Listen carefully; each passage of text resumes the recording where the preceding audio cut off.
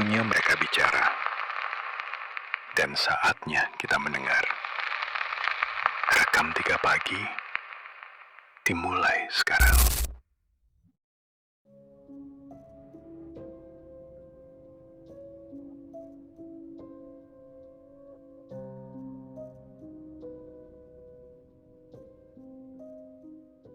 Namaku Ale.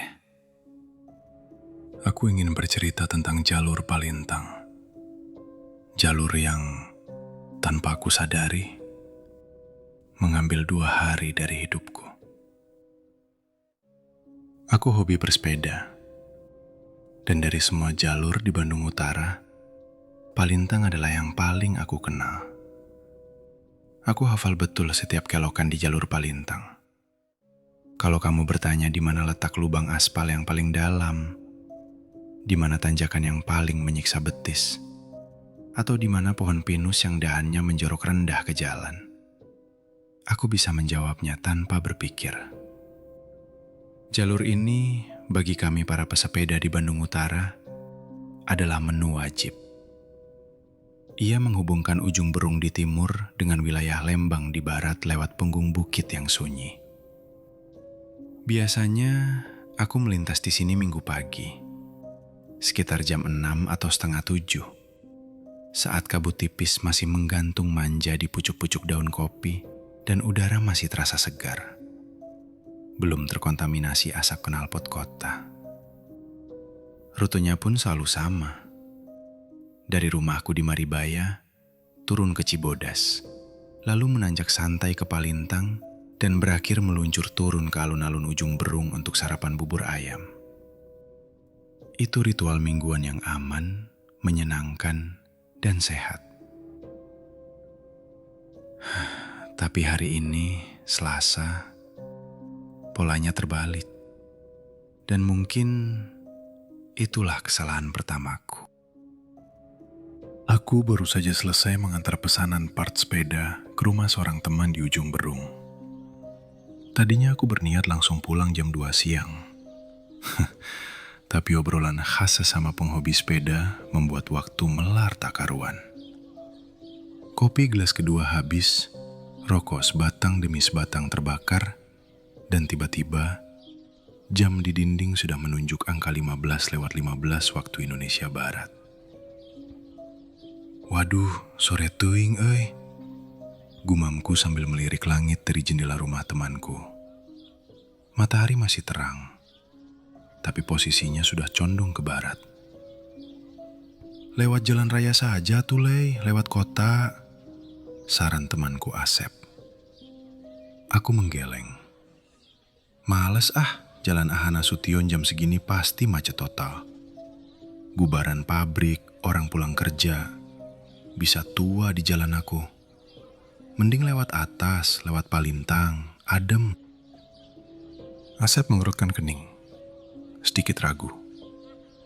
Palintang jam segini, nanjak lo itu. Keburu gelap nggak? Aman. Lampu fender ada, lampu stang full charge. Paling 1,5 jam sampai Maribaya. Jam 5 lewat dikit lah sudah sampai rumah. Jawabku percaya diri. Aku memang percaya diri. Sepeda hardtail kesayanganku dalam kondisi prima. Rem pakem, rantai baru diminyaki, ban masih tebal. Fisikku juga sedang bugar-bugarnya. Jalur Palintang itu cuma soal mental.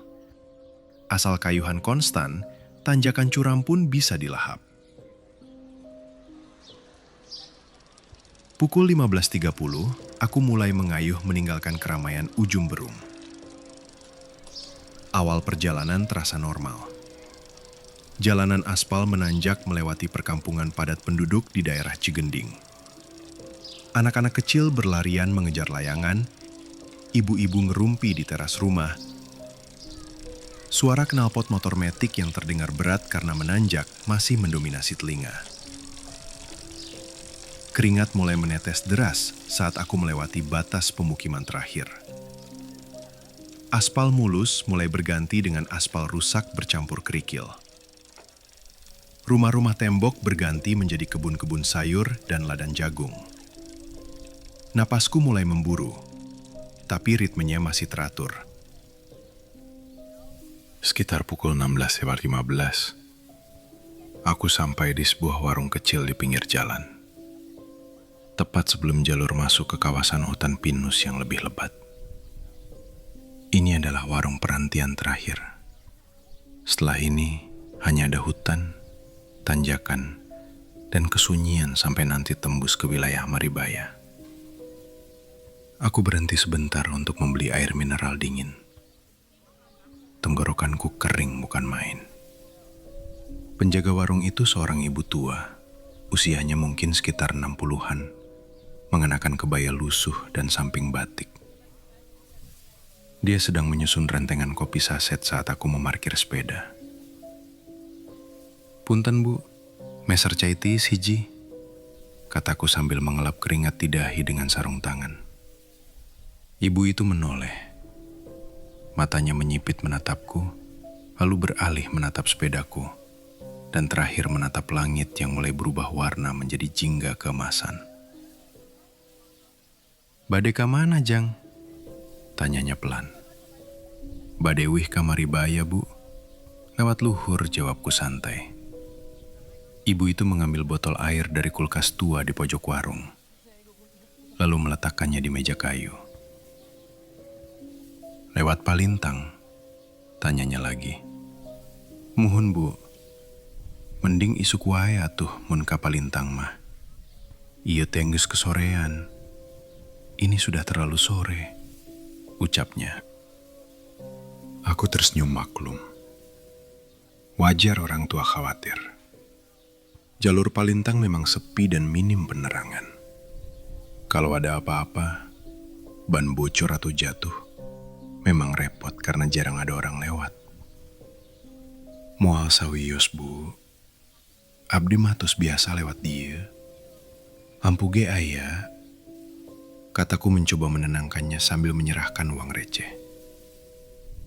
"Sareup nama, sok loba nu ngiring.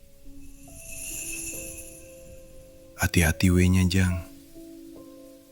Ulah ngalamun. Mun aya nu ngagroan, ulah diliuk. Hati-hati ya nak, jangan melamun.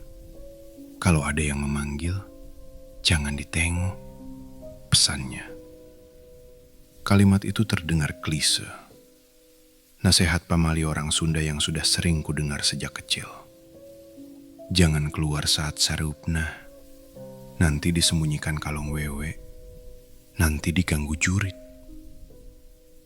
Aku menghormati kepercayaan itu sebagai budaya. Tapi sebagai pesepeda modern yang mengandalkan logika dan GPS, aku tidak terlalu memikirkannya. "Siap bu, doakan saja selamat," kataku sambil meneguk air setengah botol. Lalu memasukkan sisanya ke cage di rangka sepeda. Aku kembali menaiki sedel, mengklik sepatu klit ke pedal, dan mulai mengayuh. Saat aku menoleh sekilas ke belakang, ibu warung itu masih berdiri di depan pintu, menatapku pergi. Dia tidak melambaikan tangan. Dia hanya berdiri, seolah sedang melihat seseorang yang pergi berperang tanpa senjata. Matahari perlahan turun di sisi kiri, bersembunyi di balik rimbunnya pohon bambu. Aku melanjutkan perjalanan, meninggalkan peradaban manusia di belakang punggungku. Jalanan mulai jahat. Tanjakan di Palintang bukan tipe tanjakan yang curam pendek lalu landai. Tidak. Ini adalah tanjakan panjang yang konsisten, menguras tenaga sedikit demi sedikit, seperti rentenir menagih hutang. Kemiringannya mungkin hanya 10-15 derajat, tapi tak putus-putus sepanjang 3 kilometer. Pukul 17. Seharusnya aku sudah mendekati puncak Palintang. Titik tertinggi sebelum jalanan mulai menurun ke arah Maribaya. Tapi kakiku terasa lebih berat dari biasanya. Entah kenapa, Gravitasi sore ini terasa 2 kali lipat lebih kuat. Padahal aku sudah makan siang cukup, minum cukup. Suasana hutan pinus mulai mendominasi. Di kiri dan kanan jalan yang sempit, hanya cukup untuk 1 mobil pas-pasan. Pohon-pohon pinus menjulang tinggi seperti tiang-tiang raksasa. Angin sore mulai bertiup, membawa hawa dingin yang menusuk pori-pori jersey sepedaku yang basah oleh keringat. Dinginnya beda. Biasanya, dingin di Palintang itu sejuk, segar. Tapi kali ini, dinginnya terasa lembab dan mati. Tidak ada bau getah pinus yang khas. Yang tercium hanya bau tanah basah dan daun busuk yang terinjak-injak. Langit di atas sudah bukan biru lagi, melainkan abu-abu pucat bercampur ungu lebam. Cahaya matahari sudah tidak bisa menembus rapatnya kanopi hutan. Jalanan di depanku mulai remang-remang. Aku memutuskan untuk menyalakan lampu depan, meski sorotnya belum terlalu efektif karena hari belum benar-benar gelap.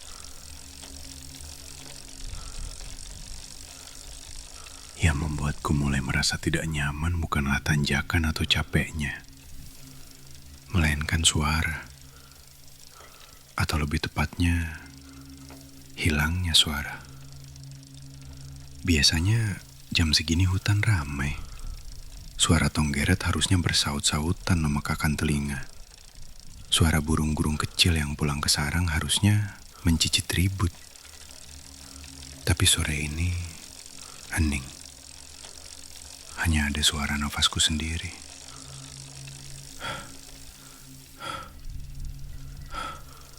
Dan suara rantai sepeda yang berputar. Kesunyian itu terasa menekan gendang telinga. Rasanya seperti saat kita menyelam ke dalam kolam renang, di mana suara dunia luar teredam dan menjadi tumpul. Tiba-tiba kabut turun. Bukan kabut tebal yang langsung menutupi pandangan, tapi kabut tipis yang merayap di atas permukaan jalan, seperti asap rokok yang ditiup perlahan. Kabut itu dingin sekali. Saat menyentuh kulit betisku yang terbuka, bulu kuduku meremang. Bukan karena dingin suhu, tapi respons insting tubuh yang waspada. Aku melirik jam tangan di stang sepeda. 17.25 WIB. Sial, telat banget ini. Perhitunganku meleset. Harusnya jam segini aku sudah di turunan. Tapi nyatanya aku masih berkutat di tanjakan hutan pinus yang sepi ini. Jarak pandang mulai terbatas. Sorot lampu sepedaku kini mulai terlihat jelas membelah partikel kabut yang melayang-layang. Bayangan pohon-pohon pinus di pinggir jalan tampak seperti barisan orang yang sedang berdiri diam memperhatikan aku lewat. Aku mencoba mengalihkan pikiran. Fokus goes, fokus cadence, putar kaki, jangan berhenti. Tapi otakku mulai bermain-main. Teringat ucapan ibu warung tadi. Sarup nama Soklo Banu Ngiring.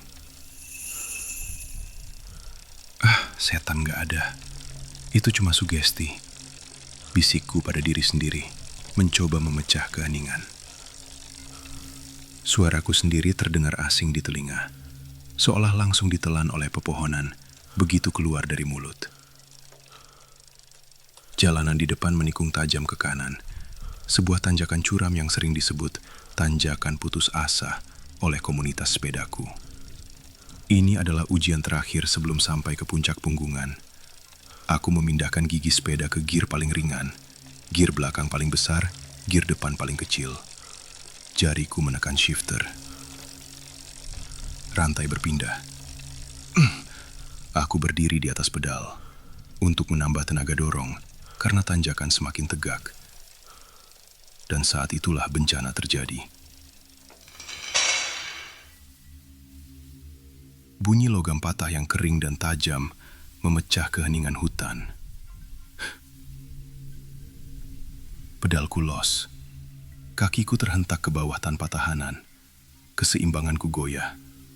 Hampir saja aku jatuh tersungkur ke aspal kasar kalau tidak buru-buru melepas klit sepatu kiri. Sepeda berhenti mendadak. Jantungku berdegup kencang karena kaget. Aku turun dari sadel, menyalakan senter ponsel untuk memeriksa bagian drivetrain. Firasatku buruk. Dan benar saja. Di bawah sorotan lampu LED ponsel yang putih menyilaukan, aku melihat rantaiku tergeletak lemas di aspal seperti ular mati. Bangsat, umpatku pelan. Aku berjongkok memeriksa kerusakannya. Link rantainya patah, bengkok parah. Ini bukan sekedar lepas, tapi benar-benar putus jaringannya. Aku meraba saku belakang jersey, mencari multitool dan chain breaker, alat pemotong rantai. Tanganku merogoh-rogoh, kosong.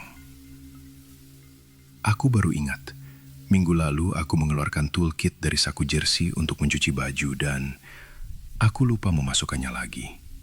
Alat itu tertinggal di meja belajar di rumah. Aku berdiri, menatap sepedaku yang kini tak lebih dari besi rongsokan yang mahal. Tanpa rantai, sepeda ini tidak bisa dikayu. Tanpa alat, rantai ini tidak bisa disambung. Aku sendirian, di tengah hutan pinus palintang. Pukul 17.40 WIB, dan maghrib sebentar lagi tiba. Pilihan logisku hanya satu, menuntun sepeda. Masalahnya, untuk sampai ke perumahan terdekat di Maribaya, jaraknya masih sekitar 5-7 kilometer lagi. Jika dikayu, itu cuma 20 menit. Tapi jika dituntun sambil berjalan kaki, dengan sepatu klit yang kaku dan licin, itu bisa memakan waktu 2 jam lebih. Aku menarik napas panjang, mencoba menenangkan panik yang mulai merayap di dada. Oke, jalan aja. Santai. Hitung-hitung olahraga malam. Hiburku pada diri sendiri. Aku mulai menuntun sepeda. Matahari sudah benar-benar hilang. Langit kini berwarna biru tua pekat, hampir hitam. Hutan pinus di kiri kananku berubah menjadi dinding hitam raksasa yang tak tembus pandang. Dan saat itulah, hidungku mencium sesuatu. Bau itu datang terbawa angin dari arah depan, dari balik tikungan menanjak yang gelap. Awalnya samar, tapi makin lama makin jelas. Bau minyak goreng panas. Aku mengernyitkan dahi. Bau minyak goreng di tengah hutan lindung begini. Siapa yang menggoreng sesuatu di sini? Tidak ada rumah, tidak ada warung. Warung terakhir adalah tempat si ibu tadi, yang jaraknya sudah 5 kilometer di belakang. Aku terus berjalan, penasaran bercampur waspada. Selain bau minyak, kini tercium aroma lain. Bau asap pembakaran arang. Seperti bau sate, tapi lebih anyir. Bukan bau sate ayam atau kambing yang menggugah selera, tapi bau daging bakar yang aneh. Sedikit busuk, tertutup bumbu kacang yang gosong. Langkahku melambat. Tikungan di depan mulai terlihat sedikit terang. Ada cahaya samar-samar yang memancar dari balik pepohonan. Cahayanya bukan putih seperti lampu jalan atau lampu rumah. Cahayanya kuning kemerahan. Seperti cahaya obor atau lampu cempor. Jantungku mulai berdetak tidak karuan. Logikaku berusaha mencari alasan. Mungkin ada camping ground baru. Mungkin ada warga yang buka warung dadakan buat anak motor. Aku membulatkan tekad untuk melewati tikungan itu. Begitu aku berbelok, pemandangan di depanku membuat langkah kakiku terhenti total. Di sisi kiri jalan, di sebuah lahan datar di bawah naungan pohon-pohon pinus raksasa yang biasanya kosong melompong, kini ramai. Tapi keramaian itu salah. Ada deretan gubuk-gubuk kecil, mungkin sekitar 10 atau 15, berjejer tidak beraturan. Gubuk-gubuk itu terbuat dari kayu lapuk dan atap rumbia yang terlihat tua, seolah sudah berdiri di sana ratusan tahun. Di depan setiap gubuk tergantung lampu minyak cempor yang apinya meliuk-liuk tertiup angin, melempar bayangan-bayangan panjang yang menari di tanah. Suasananya seperti pasar malam di kampung pedalaman tahun 80-an. Udara di sekitar area itu terasa tebal dan berat.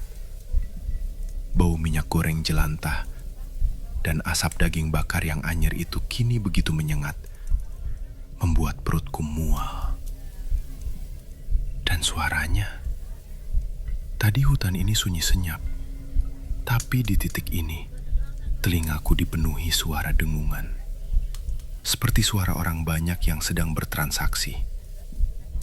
Tawar-menawar, mengobrol. Tapi anehnya, aku tidak bisa menangkap satu kata pun dengan jelas. Suara-suara itu bertumpuk, bergumam, seperti rekaman suara pasar yang diputar dengan kecepatan rendah dan volume mute. Bzz, ss, ges, mangga, ss. Aku berdiri mematung sambil memegang stang sepeda. Tanganku gemetar. Mataku terkunci pada pemandangan itu.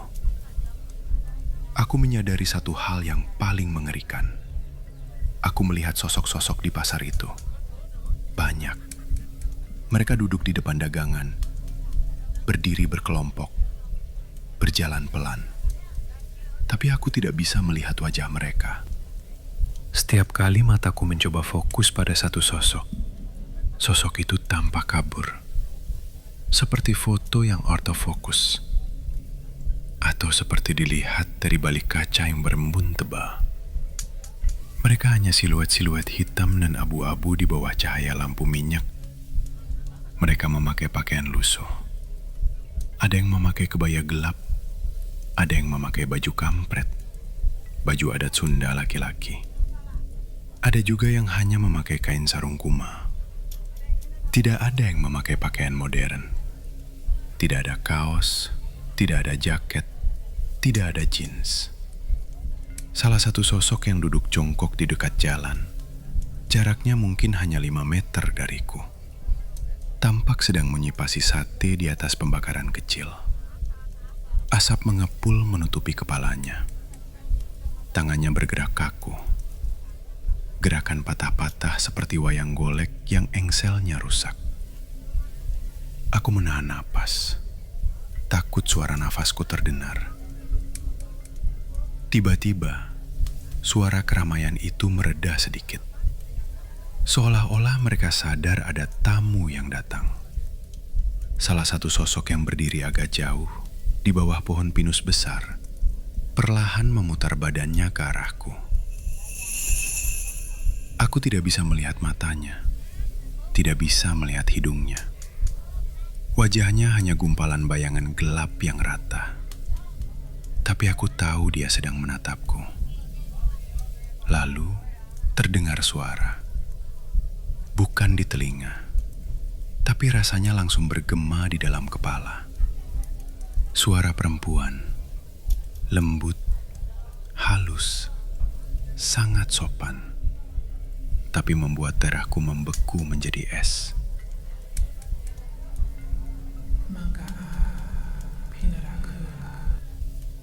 Suara itu murni bahasa Sunda halus, dengan cengkok yang kuno. Tidak ada nada mengancam. Justru nadanya sangat ramah, seperti seorang ibu yang menyambut anaknya pulang.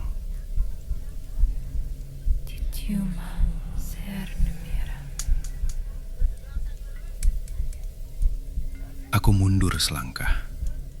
Sepatu klitku berbunyi klotak di aspal. Bunyi itu terdengar seperti ledakan bom di tengah situasi ini. Sosok-sosok lain mulai berhenti bergerak. Yang sedang mengimpasi sate berhenti. Yang sedang berjalan berhenti. Semua kepala yang tanpa wajah jelas itu perlahan-lahan menoleh ke arahku. Serentak. Tidak ada mata yang menatap, tapi aku merasa ribuan jarum menusuk kulitku. Punten, nyiring langkung. Suaraku gemetar hebat, nyaris tak terdengar. Aku memaksakan kakiku bergerak. Aku tidak berani berbalik arah karena itu berarti memunggungi mereka. Dan insting purbaku mengatakan, jangan pernah memunggungi pemangsa. Jadi aku berjalan cepat, menuntun sepeda, melewati depan pasar itu dengan mata terpaku lurus ke aspal di depan. Aku tidak berani menoleh ke kiri lagi. Ulah buru-buru wengi kene. Bisikan itu terdengar lagi, kali ini lebih dekat. Rasanya seperti dibisikkan tepat di samping telinga kananku. Bau anyir daging bakar menusuk hidungku begitu kuat sampai aku mau muntah. Aku mempercepat langkah, setengah berlari, menyeret sepedaku. Suara tawar-menawar yang bergumam tadi kembali terdengar. Aku terus berjalan secepat mungkin. Napasku memburu. Air mata ketakutan mulai menggenang di sudut mata, tapi aku tahan. Jangan nangis. Jangan lemah. Jalan terus. Jalan terus. Setelah sekitar 100 meter yang terasa seperti 100 kilometer, cahaya kuning temaram itu mulai meredup di belakangku. Bau anyir dan bau minyak jelantah perlahan memudar, digantikan kembali oleh bau tanah basah yang dingin. Aku tidak berani menoleh ke belakang sedikit pun. Aku yakin aku sudah melewati pasar itu. Aku yakin aku sudah kembali ke jalan yang benar menuju Maribaya. Tapi ada yang salah. Jalan aspal rusak yang tadi kuijak, kini rasanya berbeda. Aku mengarahkan senter ponsel ke bawah. Tanah. Bukan aspal. Hanya tanah padat bercampur akar-akar pohon pinus. Aku berhenti mendadak. Keringat dingin mengucur deras di punggung. Aku mengangkat senter ponsel ke depan. Jalan raya Palintang yang seharusnya selebar 3-4 meter hilang. Di depanku hanya ada lorong sempit di antara pepohonan pinus yang sangat rapat. Semak belukar setinggi pinggang menutup sisi kiri dan kanan. Ini bukan jalan raya. Ini jalan setapak. Atau mungkin jalur babi hutan. Gak mungkin, bisikku panik. Tadi kan lurus terus. Gak ada belokan. Aku memutar badan, menyorotkan lampu ke arah belakang, ke arah aku datang tadi. Gelap gulita. Tidak ada pasar. Tidak ada cahaya lampu minyak. Tidak ada jalan aspal. Hanya barisan pohon pinus yang rapat dan kabut yang kini semakin tebal, bergulung-gulung seperti ombak putih yang memakan segalanya. Aku tersesat. Atau lebih tepatnya, aku disesatkan.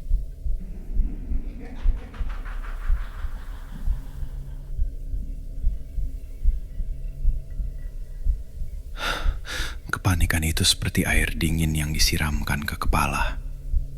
Mula-mula membuat beku, lalu membuat tubuh gemetar tak terkendali.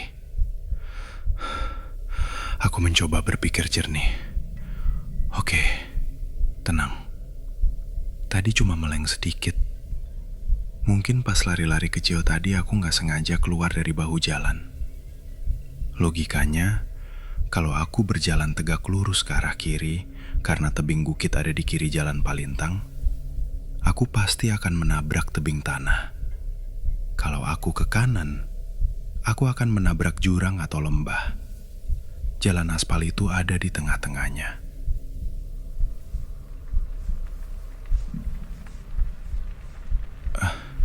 Aku menyeret sepedaku ke arah kiri, menembus semak-semak pakis yang tajam. Duri-durinya menggores betisku yang tak terlindungi. Perih. Tapi aku tak peduli. 5 menit. 10 menit. Tidak ada aspal. Tidak ada tebing. Yang ada hanyalah deretan pohon pinus yang seolah tak berujung. Polanya selalu sama. 1 pohon besar, 2 pohon kecil, semak, lalu tanah lapang sedikit, lalu pohon lagi. Seperti copy paste yang dilakukan berulang-ulang sejauh mata memandang. Aku berputar arah, mencoba ke kanan. Sama saja. Hutan ini seperti melar, melebar. Seolah jalan raya aspal yang tadi kulewati hanyalah imajinasi, dan kenyataannya aku sudah berada di tengah rimba belantara sejak awal. Aku mencoba mengecek GPS di ponsel. Layarnya menyala, tapi bar sinyalnya kosong. Ada tanda silang merah kecil di sudut kanan atas. No service. Baterai tinggal 18%. Lampu senter ponsel yang terus menyala menguras daya dengan cepat. Tolong! Tolong! Saya di sini! Hening. Tidak ada gema. Hutan pinus ini meredam suaraku seolah aku berteriak di dalam bantal. Tidak ada balasan. Tidak ada suara jangkrik. Tidak ada suara angin. Hanya ada suara nafasku yang memburu. Aku mulai berjalan lurus. Kemana saja. Yang penting jalan. Diam berarti mati konyol di sini. Aku berpatokan pada kontur tanah. Kalau menurun, berarti menuju lembah. Mungkin ada sungai, mungkin ada kampung. Tapi anehnya, setiap kali aku merasa berjalan menurun, tiba-tiba aku sadar aku sedang menanjak lagi. Dan ketika aku merasa menanjak, tiba-tiba jalanan menjadi datar. Orientasi ruangku kacau balau. Lama-lama, sepeda yang kutuntun ini terasa bukan lagi benda mati. Ia terasa seperti beban hidup. Beratnya bertambah berkali-kali lipat. Besi frame-nya terasa dingin menusuk telapak tangan, seolah menghisap panas tubuhku. Ingin rasanya kutinggalkan sepeda ini. Buang saja di semak-semak. Lari sekencang-kencangnya. Tapi entah kenapa, ada dorongan kuat untuk tidak melepaskannya. Sepeda ini adalah satu-satunya benda dari dunia nyata yang masih kumiliki. Kalau aku melepaskannya, aku merasa aku akan benar-benar menjadi bagian dari hutan ini selamanya. Jam di tangan menunjukkan pukul 19.30 WIB. Sudah 2 jam lebih sejak rantai putus. Rasa haus mulai mencekik. Air minumku sudah habis sejak di tanjakan tadi. Tenggorokanku kering dan sakit. Lalu aroma itu datang lagi. Kali ini bukan bau minyak goreng atau sate busuk, tapi bau kemenyan. Baunya tipis, tapi sangat jelas. Bau bakaran dupa yang biasa dipakai di acara selamatan atau di kuburan. Baunya manis, menyengat, membuat kepala pusing. Dan kali ini, aku tidak melihat pasar. Aku tidak melihat lampu. Aku hanya mendengar suara langkah kaki. Suara langkah kaki di atas ranting kering. Temponya pelan, berat. Dan suaranya berasal dari arah belakangku. Aku berhenti. Suara langkah itu ikut berhenti. Aku berjalan lagi. Suara langkah itu ikut berjalan lagi. Jantungku rasanya mau meledak. Aku tidak berani menengok. Pesan ibu warung terngiang-ngiang di kepalaku. Mun aya nu ngageroan, ulah diliuk. Kalau ada yang memanggil, jangan ditengok. Meskipun yang di belakangku ini tidak memanggil, tapi instingku mengatakan, jangan lihat. Apapun yang terjadi, jangan lihat. Aku memaksakan kaki yang sudah gemetar lemas ini untuk terus melangkah. Mataku mulai berair. Aku menangis tanpa suara. Rasa takutnya bukan lagi takut kaget atau takut melihat hantu. Ini rasa takut purba. Rasa takut seekor mangsa yang tahu dirinya sedang dibuntuti pemangsa yang jauh lebih kuat. Dan dia tidak bisa berbuat apa-apa selain pasrah menunggu waktu.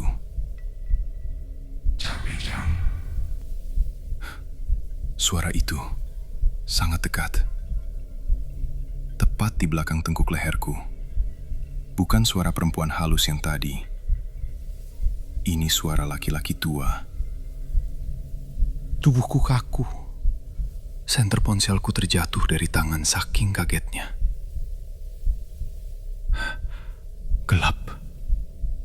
Cahaya satu-satunya hilang. Ponsel itu jatuh dengan layar menghadap ke tanah. Hutan langsung menjadi hitam pekat. Aku tidak bisa melihat tanganku sendiri. Aku meraba-raba tanah dengan panik mencari ponselku. Daun-daun pinus kering menusuk-nusuk jariku. Istirahatlah. Suara itu terdengar lagi dari arah kiri sekarang. Aku menemukan ponselku, buru-buru membalikannya. Layar menyala. Dan di depanku, tersorot oleh cahaya redup dari layar ponsel. Hanya pohon pinus. Tidak ada siapa-siapa. Tapi aku merasakan hawa dingin yang luar biasa. Bukan dingin angin malam, tapi dingin yang menempel di kulit. Aku bangkit berdiri, menyambar stang sepeda, dan mulai setengah berlari menyeretnya. Aku tidak peduli lagi arah. Aku menabrak semak, menabrak ranting, tersandung akar. Aku jatuh, bangun lagi, jatuh lagi. Sampai akhirnya, tenagaku habis. Aku ambruk di bawah sebuah pohon pinus besar yang akarnya menonjol keluar seperti urat-urat raksasa. Kakiku kram hebat. Paru-paruku terasa terbakar. Aku bersandar pada batang pohon itu, memeluk lutut. Sepedaku tergeletak di sampingku. Sunyi kembali memeluk hutan. Bau kemenyan itu perlahan hilang. Suara langkah itu tidak terdengar lagi. Hanya aku, kegelapan, dan keputusasaan yang mutlak. Aku tidak tahu berapa lama aku duduk di sana. Mungkin 1 jam, 2 jam, atau baru 10 menit. Waktu terasa aneh. Kadang rasanya berjalan sangat lambat. Setiap detikan jam tangan terdengar menyiksa. Kadang rasanya aku bengong sebentar, lalu sadar-sadar posisi bulan yang sesekali mengintip dari celah awan sudah bergeser jauh. Rasa lapar sudah hilang, berganti dengan rasa mual dan perih di lambung. Haus yang tadi menyiksa, kini berganti menjadi rasa kebas di tenggorokan. Aku mematikan ponsel untuk menghemat baterai. Sisa 5%. Itu nyawaku yang terakhir. Aku hanya akan menyalakannya kalau aku mendengar suara motor atau manusia. Dalam kegelapan total itu, indraku yang lain menjadi sangat tajam. Atau mungkin mulai berhalusinasi. Aku mulai melihat titik-titik cahaya di kejauhan. Seperti kunang-kunang, tapi diam. Warnanya merah redup. Kadang 1, kadang 2. Mereka berkedip pelan di antara batang-batang pohon yang jauh. Aku memejamkan mata, berharap itu cuma ilusi optik karena mata lelah. Tapi saat aku membuka mata, cahaya itu masih ada. Dan suara-suara itu datang lagi. Kali ini bukan bisikan, tapi suara gamelan. Sangat jauh, sayup-sayup. Iramanya lambat, monoton, menyedihkan. Seperti musik pengiring upacara kematian zaman dulu. Suaranya timbul, tenggelam, terbawa angin. Aku menutup telinga dengan kedua tangan, menekuk kepala di antara lutut. Pergi, pergi. Ini nggak nyata. Ini nggak nyata, racauku. Tapi semakin aku menutup telinga, suaranya justru semakin jelas. Seolah musik itu tidak berasal dari luar, tapi dari dalam kepalaku sendiri. Tiba-tiba, rasa kantuk yang luar biasa menyerangku. Berat sekali. Kelopak mataku seperti diganduli batu. Ini aneh. Dalam kondisi ketakutan setengah mati, harusnya adrenalin membuatku tetap terjaga. Tapi ini beda. Kantuk ini seperti bius. Memaksaku untuk tidur. Memaksaku untuk menyerahkan kesadaran. Ada bagian kecil dari otakku yang berteriak, "Jangan tidur. Kalau tidur kamu mati." Tapi tubuhku tidak mau menurut. Kepalaku terkulai. Sebelum kesadaranku benar-benar hilang, aku melihat atau merasa melihat seseorang berdiri di depanku. Sosok tinggi besar, hitam, lebih gelap dari malam di sekitarnya. Dia tidak melakukan apa-apa, hanya berdiri menjulang, menatapku yang meringkuk tak berdaya di akar pohon. Dan aku mencium bau itu lagi. Bau asap, bau daging gosong, dan bau tanah kuburan yang baru digali. Lalu semuanya gelap.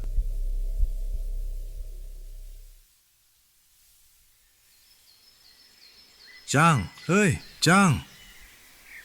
Tepukan keras di pipi, panas, perih. Gusti Agung, iya budak masih hirup. Ya Tuhan, anak ini masih hidup. Aku tersentak bangun. Nafasku tersengal-sengal seperti orang yang baru muncul dari dalam air. Mataku silau. Cahaya matahari menembus sela-sela daun dengan terangnya. Di depanku, berjongkok seorang bapak tua memegang senapan angin. Dia memakai topi rimba lusuh dan sepatu boots karet. Di pinggangnya tergantung golok. Wajahnya penuh kekhawatiran, tapi juga keheranan. "Mang?" Suaraku parau, nyaris tak keluar. Tenggorokanku sakit sekali. "Alhamdulillah. Ye, inum heula." Bapak itu menyodorkan botol air mineral yang sudah agak penyok. Aku menyambarnya dengan tangan gemetar, menenggaknya rakus sampai tumpah-tumpah ke baju. Setelah air itu membasahi kerongkongan, kesadaranku perlahan kembali pulih. Aku melihat sekeliling. Aku masih di hutan pinus, tapi suasananya beda. Ini hutan pinus yang nyata. Ada suara burung, ada suara angin yang wajar. Ada bau getah pinus yang segar. Saya di mana, Mang?" Tanyaku bingung. "Di blok cadas gantung, Jang. Jauh pisan ieu ti jalan raya. Aya meureun 5 kilo mah ka dalem. Ada mungkin 5 kilometer ke dalam." Jawab si Mamang, yang kemudian ku ketahui bernama Mang Ujang, seorang pemburu burung lokal. Aku mengernyit. 5 kilometer. Perasaanku semalam aku hanya berjalan lurus sebentar setelah rantai putus. Sepeda saya, aku menoleh. Sepedaku masih ada di sana, tergeletak di sampingku. Tapi kondisinya mengerikan. Bukan rusak parah, tapi kotor. Seluruh framenya tertutup debu tebal dan tanah merah. Rantainya yang putus kemarin terlihat berkarat merah, seolah sudah dibiarkan kehujanan berminggu-minggu. Padahal baru semalam. Mang Ujang membantuku duduk. Dia menatapku aneh, lalu menatap kakiku. "Jang, maneh teh kunaon betis jeung sapatu hideung kieu?" Aku melihat ke arah kakiku. Celana jersiku, kaos kakiku, dan sepatu klitku yang warnanya putih, kini hitam legam. Bukan hitam karena lumpur, tapi hitam karena jelaga. Seperti habis berjalan di atas sisa kebakaran hutan. Abu hitam menempel tebal sampai ke pori-pori kulit. Aku merinding. Teringat pasar malam itu. Lampu-lampu obor, bau asap, bau daging bakar. "Mang, ayeuna poe naon?" tanyaku ragu. Mang Ujang mengerutkan kening. "Poe Kemis atuh Jang, jam 10 isuk-isuk." Duniaku runtuh seketika. "Kemis? Muhun, nah kitu." Aku berangkat hari Selasa sore. Rantai putus Selasa petang. Aku berjalan di pasar itu Selasa malam. Aku pingsan di bawah pohon. Rasanya cuma semalam. Kemana perginya hari Rabu? Kemana hilangnya waktu 24 jam lebih? Aku tidak meras lapar yang berlebihan layaknya orang yang tidak makan 2 hari. Aku hanya lemas biasa. "Hayu atuh, urang ka kampung. Ku Mamang dipanggul sepedahna. Kuat lumpang teu? Kuat jalan gak?" Aku mengangguk lemah. Dengan dibantu Mang Ujang, aku berjalan tertatih-tatih keluar dari hutan. Perjalanan keluar memakan waktu hampir 3 jam. Jalurnya curam, penuh semak belukar, dan sama sekali tidak ada jejak jalan setapak. Mustahil aku bisa menyeret sepeda sampai ke titik itu sendirian, tanpa luka parah atau lecet-lecet hebat.